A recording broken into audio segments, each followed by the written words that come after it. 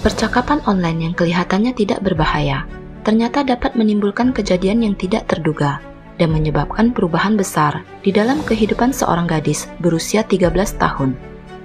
Cerita kali ini menunjukkan kepada kita tentang pentingnya kesadaran, pengetahuan, pendidikan, serta pengawasan tentang keamanan internet, terutama untuk anak-anak yang kini semakin mudah mengakses situs online.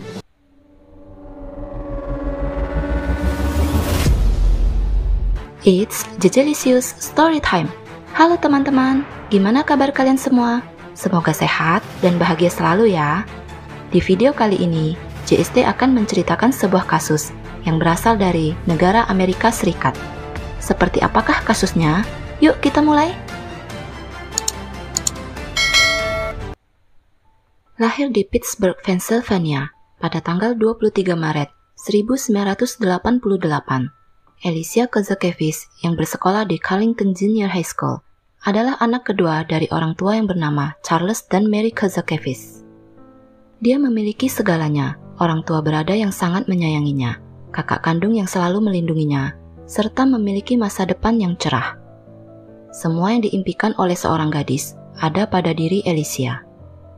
Pada tahun 2001, saat Alicia berusia 13 tahun, kakaknya memperkenalkannya dengan dunia internet.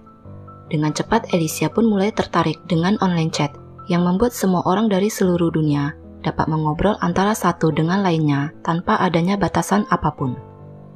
Dia bertemu dengan seorang pria sebayanya di aplikasi Yahoo Messenger, dan mereka mulai berbicara setiap waktu, saling berbagi informasi tentang kehidupan mereka, dan bahkan mengerjakan tugas PR bersama-sama.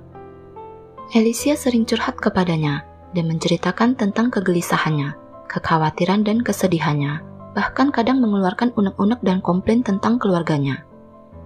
Pria tersebut selalu berusaha menenangkannya, memberikan dukungan dan jalan keluar kepadanya, dengan setia dan sabar mendengarkan segala keluh kesah Alicia. Lama-kelamaan Alicia pun akhirnya mulai tertarik kepada pria tersebut, yang dianggapnya sebagai pria idaman, yang akan selalu ada untuknya, kapanpun Alicia membutuhkannya. Komputer yang digunakan oleh Alicia berada di ruang keluarga, sehingga membuat orang tua dan juga kakaknya dapat mengetahui dan memantau apa yang sedang dilakukan olehnya. Untuk menghindari pengawasan dari mereka, Alicia akhirnya hanya menggunakan komputer secara diam-diam pada malam hari saja, saat semua anggota keluarga lainnya telah tertidur. Hal ini berlangsung selama hampir 1 tahun lamanya tanpa ketahuan oleh semua orang. Alicia pun merasa dia telah menemukan belahan hatinya. Lama-kelamaan pembicaraan pun mulai mengarah ke arah yang lebih serius. Mereka mulai mencari tahu, apakah ada kemungkinan bisa bertemu dalam kehidupan nyata, bukan hanya sekedar dalam dunia online saja.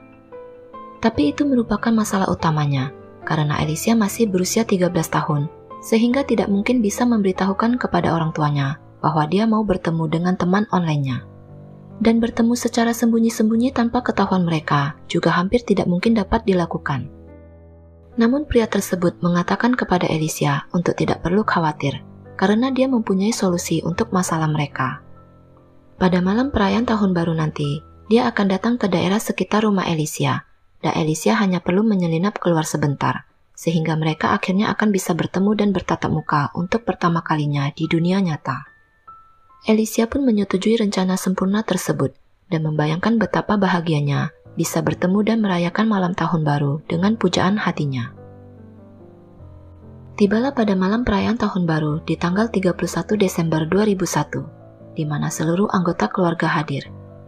Selain kedua orang tuanya, kakek neneknya juga hadir, serta kakak dengan pacarnya datang merayakan malam pergantian tahun dengan menikmati makan malam bersama sambil mengobrol dengan perasaan senang dan bahagia.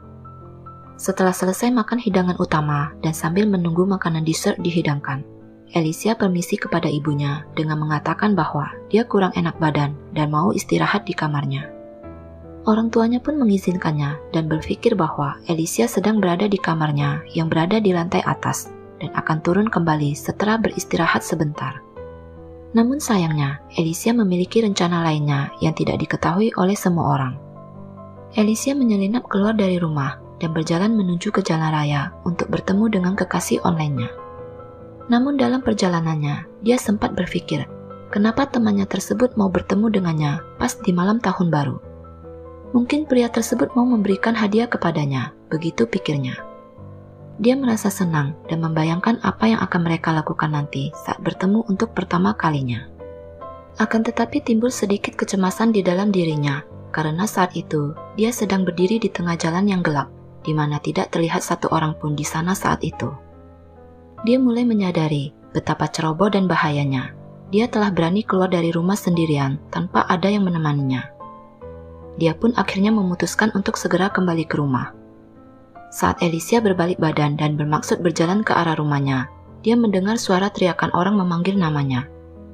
Karena merasa aneh dan janggal jika saat itu dia menghindari pria tersebut dan berlari pulang ke rumahnya, Alicia pun berbalik kembali dan berjalan ke arah suara tersebut yang berasal dari sebuah mobil di sudut jalan. Alicia tidak memiliki ingatan yang jelas tentang apa yang terjadi selanjutnya, kecuali setelah namanya dipanggil. Hal berikut yang diingatnya, dia telah berada di dalam mobil pria itu. Pria tersebut memegang dan meremas tangan Alicia dengan kuat dan berkata kepadanya untuk tenang dan jangan bersuara.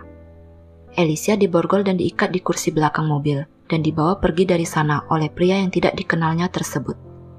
Alicia merasa takut setengah mati akibat perlakuan kasar yang tidak tersangka dari pria tersebut. Begitu takutnya, hingga Alicia merasa bahwa dia sedang berada di dalam dunia khayalan. Semua yang dirasakannya saat itu hanyalah sebuah adegan film belaka, bukan kenyataan. Selama sekitar 5 jam perjalanan, Alicia melihat wajah pria tersebut yang sama sekali berbeda dengan deskripsi yang telah diberikan selama ini kepadanya. Dia adalah seorang pria dewasa yang bahkan tidak sedikit pun terdapat persamaan seperti yang ada dalam bayangannya. Setelah sampai di lokasi yang tidak diketahui oleh Alicia, tiba-tiba mobil berhenti dan pria tersebut menariknya keluar dari mobil, memaksanya masuk ke dalam sebuah rumah dan merantainya di dalam ruang bawah tanah rumah tersebut. Dengan senyuman menyeringai yang seram, dia berkata kepada Alicia, "Kamu akan merasa sangat kesakitan sekarang, jadi mulailah menangis." Selama 4 hari berikutnya, semua berubah menjadi mimpi yang sangat-sangat buruk bagi gadis 13 tahun yang malang itu. Alicia mendapatkan pelecehan dan penyiksaan dari pria tersebut. Bukan itu saja, dia bahkan merekam dan mendokumentasikan pelecehan yang dilakukannya kepada Alicia dalam bentuk video, dan menyiarkannya langsung secara online melalui live streaming untuk disaksikan orang lain. Beberapa kali dia juga membawa temannya datang ke rumahnya untuk melihat Alicia yang terikat dan tidak mengenakan sehelai benang pun pada tubuhnya. Hari itu, tanggal 4 Januari 2002, sebelum pergi keluar, pria tersebut mengatakan kepada Alicia bahwa dia mulai menyukainya dan nanti malam saat dia pulang, mereka akan pergi berjalan-jalan keluar. Mendengar perkataan tersebut membuat Alicia merasa cemas karena dia merasa pria itu akan menghabisinya malam ini juga. Sementara itu, pihak kepolisian dan juga FBI yang sedang menangani kasus menghilangnya Alicia dihubungi oleh seorang pria dengan menggunakan telepon umum. Pria yang mengaku berasal dari kota Florida tersebut mengatakan bahwa dia adalah salah satu penonton yang menyaksikan siaran langsung yang dilakukan oleh penculiknya Alicia. Pria itu mengenali Alicia dari berita dan selebaran orang hilang yang dikeluarkan oleh National Center for Missing and Exploited Children. Dia menelpon tanpa memberitahukan identitasnya karena dia takut dipenjara karena terlibat sebagai salah satu kaki tangan dari penjahat tersebut. Pihak FBI menggunakan username atau nama pengguna dari situs Yahoo yang diberikan oleh pria Florida tersebut untuk melacak keberadaan Alicia dan juga penculiknya. Mereka berhasil menemukan IP address pelaku dan berhasil melacak keberadaannya di sebuah townhouse di daerah Herndon di Virginia. FBI segera bergerak cepat dengan mengirimkan skuad khusus ke lokasi untuk melakukan penyelidikan, penyelamatan, dan penangkapan terhadap tersangka pelaku. Di sisi lain, sekitar pukul 4:10 sore itu, Alicia yang sedang gelisah dan cemas akan keselamatannya, tiba-tiba mendengar suara berisik dan teriakan dari luar ruangan. Dia berpikir bahwa pria penculiknya sedang mengirimkan orang untuk menghabisinya, sehingga dia pun berusaha bersembunyi di bawah tempat tidurnya. Tidak berapa lama kemudian, terdengar suara pintu terbuka secara paksa, dan betapa lega rasanya ketika Alicia melihat tulisan FBI tertera pada belakang baju mereka. Saat itu, Alicia yang masih merasa terkejut dan trauma terhadap kejadian yang telah menimpanya selama 4 hari belakangan, telah membuatnya sulit untuk berbicara dengan normal. Dia pun segera dibawa ke rumah sakit untuk mendapatkan perawatan kesehatan dan kemudian dibawa ke Fairfax County Child Protective Services untuk mendapatkan pengawasan dan perawatan lanjutan. Alicia mengalami post-traumatic stress disorder atau gangguan stres pasca trauma serta kehilangan ingatan yang signifikan. Hal tersebut membuat sebagian besar apa yang dilakukannya tepat sebelum penculikan terjadi menjadi sulit dan bahkan tidak mungkin untuk diingat kembali. Alicia terpaksa menjalani konseling sebagai metode pengobatannya. Orang tua Alicia secara pribadi diterbangkan ke Virginia oleh FBI pada keesokan harinya. Dikarenakan kasus Alicia mendapatkan perhatian dari pihak media secara luas, sehingga mereka tidak dapat menggunakan penerbangan komersial untuk bertemu dengan Alicia. Alicia berpikir bahwa kemungkinan kedua orang tuanya akan memarahi dan membencinya dan tidak menyayanginya lagi karena dia telah melakukan hal yang tidak seharusnya dilakukan olehnya pada malam itu. Namun tidaklah demikian karena pertemuan dengan kedua orang tuanya adalah momen yang paling bahagia dan mengharukan yang pernah dirasakan olehnya. Sementara itu, setengah jam setelah penyelamatan yang dilakukan terhadap Alicia, penculiknya berhasil ditangkap di tempat kerjanya di daerah Herndon. Pria 38 tahun itu bernama Scott William Terry adalah seorang analis program sistem di sebuah cabang perusahaan perangkat lunak komputer nasional yang berbasis di Islandia, New York.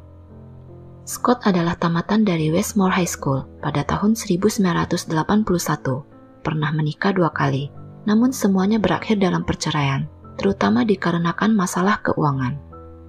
Dari pernikahannya yang pertama, dia memiliki seorang putri berusia 12 tahun yang bernama Aisley Tyree, yang kebetulan saat itu sedang tinggal di rumah Scott selama liburan musim dingin. Tapi dikirim pulang ke tempat ibunya pada pagi di hari yang sama saat dia menculik Alicia pada malam harinya. Dengan tinggi badan 1,7 meter lebih dan berat sekitar 113 kg, Scott digambarkan sebagai seorang pria berpenampilan jorok yang memiliki rambut kuncir kuda pirang panjang yang menjuntai ke punggungnya. Mantan istri pertamanya yang bernama Sarah Terry mengatakan bahwa Scott adalah seorang teknisi komputer klasik berambut panjang yang memiliki minat besar pada fiksi ilmiah dan game komputer. Dia mengatakan bahwa mantan suaminya tersebut tidak memiliki indikasi dapat menyakiti siapapun, apalagi menculik dan menyerang seorang gadis muda yang hampir seumuran dengan anaknya. Scott adalah seorang pria tipe kutu buku komputer yang kelihatan jujur dan tidak memiliki catatan kriminal dan tidak pernah bermasalah dengan hukum sama sekali. Tidak pernah terbayangkan oleh Sarah bagaimana Scott bisa melakukan semua perbuatan kejinya tersebut. Sementara itu, penderitaan Alicia belum berakhir karena dia harus menghadapi Scott di meja hijau. Walaupun pihak penyidik dan jaksa penuntut telah memiliki semua bukti yang dibutuhkan di dalam persidangan, namun kunci utama kasus tersebut berada pada diri Alicia. Dia harus menghadapi kenyataan di mana di dalam persidangan yang berlangsung, dia terpaksa melihat kembali video dirinya yang direkam dan disiksa oleh Scott dan mengkonfirmasi bahwa benar itu adalah dirinya. Meskipun itu adalah keputusan yang sulit, namun Alicia menyetujuinya dan berhasil memberikan kesaksian dan melewati persidangan dengan sangat baik. Pada bulan September 2003, Scott dinyatakan bersalah dan dijatuhi hukuman 19 tahun 7 bulan penjara dan dimasukkan ke dalam penjara federal khusus pria di Butner, North Carolina. Setelah menjalani hukuman penjara sekitar 15 tahun 5 bulan, Scott berhasil mendapatkan pembebasan bersyaratnya pada bulan Februari 2019 dan ditempatkan di dalam pengawasan ketat pada sebuah rumah di daerah Pittsburgh. Namun penempatan Scott di sana mendapatkan protes dan penolakan karena jaraknya hanya 4 mil atau sekitar 6 km saja dari rumah orang tua Alicia. Penolakan tersebut mendapatkan dukungan dari anggota Kongres dalam upayanya untuk mendesak Biro Penjara Federal untuk memindahkannya jauh dari keluarga ke Zikevis. Pada bulan Oktober 2019, Scott dimasukkan kembali ke dalam penjara selama 2 tahun karena melanggar ketentuan pembebasan bersyaratnya akibat kedapatan mengunjungi situs-situs porno. Dia dibebaskan sekali lagi pada tanggal 22 September 2021. Setahun setelah penculikannya, pada usia 14 tahun, Alicia memutuskan untuk mendedikasikan dirinya untuk melindungi anak-anak dari bahaya internet dengan mendirikan The Elysia Project, sebuah kelompok advokasi yang bertujuan untuk meningkatkan kesadaran dan memberikan pendidikan tentang keamanan internet untuk anak-anak, prevalensi predator online, serta penculikan. Pada tahun 2007, Elysia bersaksi di hadapan Komite Kehakiman DPR dalam upaya untuk meningkatkan kesadaran akan pentingnya undang-undang internet untuk melindungi anak-anak. Dia berhasil melobi untuk pengesahan Undang-Undang Perlindungan Terhadap Anak pada tahun 2008. Elysia juga berhasil mendapatkan pengesahan terhadap peraturan yang diberi nama Elysia's Law, sebuah badan hukum yang menyediakan dana khusus dari negara bagian untuk gugus tugas Internet Crimes Against Children atau ICAC. Dana yang dikumpulkan diberikan kepada lembaga penegak hukum untuk pelatihan, penelitian, penyelamatan, dan pencarian terhadap korban eksploitasi dan pelecehan terhadap anak. Elysia's Law yang telah berhasil disahkan di 11 negara bagian dilaporkan telah berhasil membantu dalam penangkapan terhadap lebih dari 1.000 predator online hanya di negara bagian Wisconsin saja. Selain itu, karena pendanaan tersebut memungkinkan penegak hukum Wisconsin untuk menambah anjing pelacak yang diberi nama Kozak sebagai bentuk penghargaan untuk Elysia. Pada tahun 2008, Elysia menerbitkan sebuah buku berisi panduan bertahan hidup bagi korban penculikan yang diberi judul You're Not Alone, The Journey from Abduction to Empowerment. Elysia yang berhasil meraih gelar master dalam psikologi forensik pada tahun 2016, kini bekerja sebagai seorang pengacara, aktivis kesejahteraan anak, motivator, dan seorang bintang televisi. Elysia yang kini berusia 34 tahun mengatakan bahwa selama 4 tahun awal, dia mengalami kesulitan dalam menjalin hubungan dengan seorang pria akibat kejadian yang menimpanya. Namun kini, dia telah menikah dan hidup bahagia dengan seorang pria yang bernama Sambit Mishra yang selalu ada di sisinya dan memberikan dukungan terhadap semua misi yang dilakukannya. Elysia menyadari seiring berkembangnya teknologi yang semakin canggih, membuat anak-anak semakin mudah untuk mengakses internet. Hal tersebut membuat semakin mudah para predator untuk melakukan aksi kejahatannya. Walaupun begitu, dia akan terus berusaha membantu sekuat mungkin dalam memberikan edukasi tentang bahaya internet dan pentingnya pengawasan dalam melakukan aktivitas online. Elysia mengatakan, "Saya diberikan kesempatan kedua dalam hidup. Jadi sekarang, saya memilih menggunakannya untuk menyelamatkan orang lain." Demikianlah cerita tentang Elysia Kozak yang memiliki cita-cita mulia dan mendedikasikan seluruh hidupnya untuk berusaha menyelamatkan anak-anak dari para predator online. Bagaimana pendapat teman-teman JST tentang kasus ini? Apa sajakah dampak negatif dari perkembangan teknologi terhadap anak-anak? Jangan lupa tulis di kolom komentar ya. Mohon maaf jika ada kata-kata yang salah dan tidak berkenan. Apabila suka dengan cerita ini, tolong bantu di like, share, dan subscribe ya. Oh ya, jangan lupa juga aktifkan lonceng notifikasi agar teman-teman bisa mendapatkan cerita terbaru dari JST. Akhir kata, stay safe, stay healthy, stay at JST. See you on next Jejelicious Stories. Bye-bye.